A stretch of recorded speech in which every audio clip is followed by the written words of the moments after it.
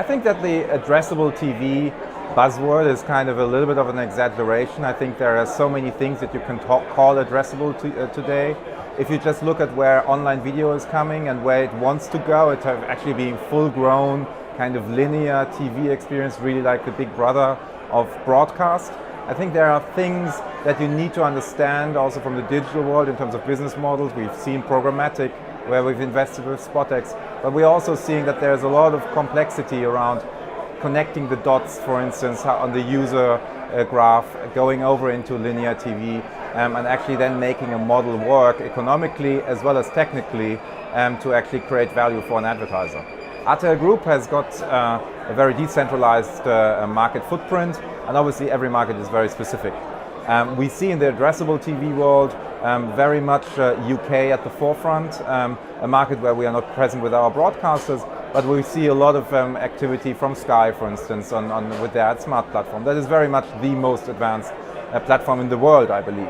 So in the end, there are kind of developments, in each market, tests with platform operators trying to get access to the set-top box, trying to stitch in ads in the linear TV stream. But it's so early days. There's still a lot of debate around the infrastructure, who's owning the data, and what share, what commercial relationship will this actually be relying on. So I think things are moving rather slow, I have to say, in this area, and don't even speak about regulation, where, for instance, Germany and France, local advertising on TV or geo targeting is not permitted. RTL Group has invested in SpotX quite early on as one of the first broadcasters. Then we did some investments in Clipped and in VideoAmp.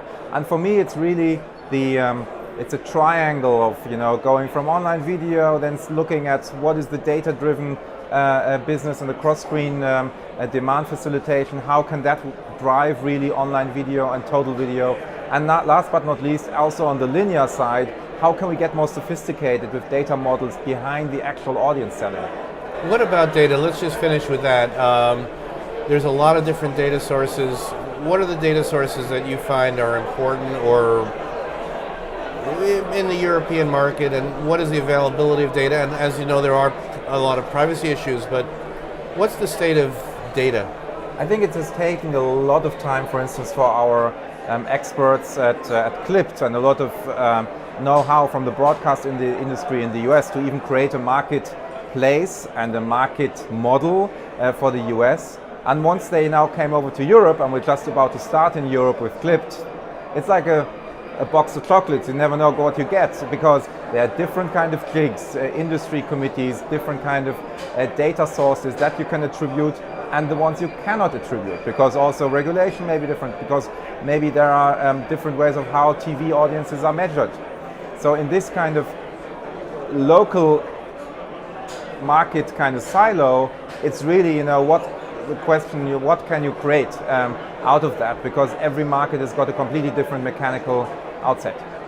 And finally, what's your hope for the future? There's a lot going on, of course, with Netflix and Amazon subscription models, but yet television is very much alive and demand is growing across screens in many ways.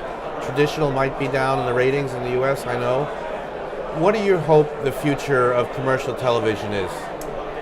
I think there's a good portion of optimism in there that TV will prevail, and TV for us is total video at RTL Group. So we're really trying to see the whole ecosystem, including VOD, whether it's pay or ad funded. It could even be a hybrid model in future. I think there are going to be video offers in all shapes and sizes. So I think a media company like RTL Group will have to cater across the board, and there will be some specifics, for instance, in the SVOD model that maybe we don't want to go into, because it's like pay TV. The traditional pay TV is very separate from commercial television. So in my view, there's not so much cannibalization and fear. It's actually very positive, because there are lots of opportunities where video will be interesting for eyeballs, and that's something that we can monetize, or where users and viewers are going to be willing to pay.